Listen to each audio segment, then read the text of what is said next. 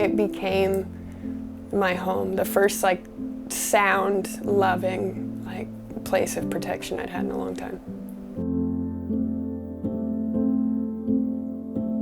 I started using when I was about 12, which was like alcohol and marijuana, and then by 16 I was addicted to heroin. I could only piece together sobriety in my life when I was pregnant or breastfeeding.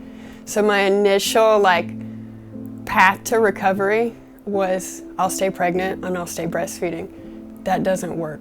So the day I came here, I actually had went to a court hearing and then rode the bus from downtown Indianapolis right up to here and came in with my suitcases, and it was like culture shock. There's people moving around and everybody's talking and I don't know what to do.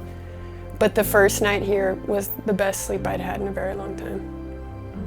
Through Dove House, I got to attend individual therapy. I got to attend group therapies.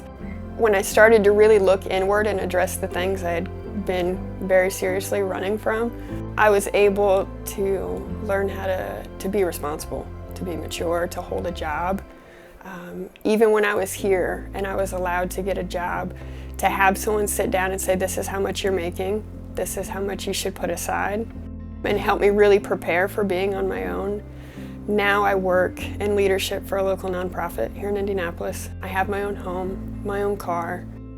Getting to actively and consistently be in my children's life, to have them in my home, to get them up for school, to put them to bed, to cook them meals, to provide for them in a way that I thought I once knew how to, but I did not know how to.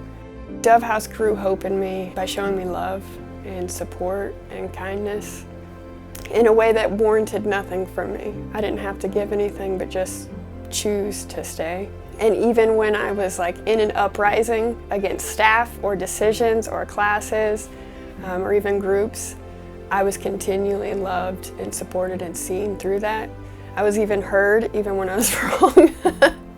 And so that grew this hope in me that like people aren't who we always think they are, and the world around us isn't always in the lens that we currently have. Sometimes we have the incorrect lens for life.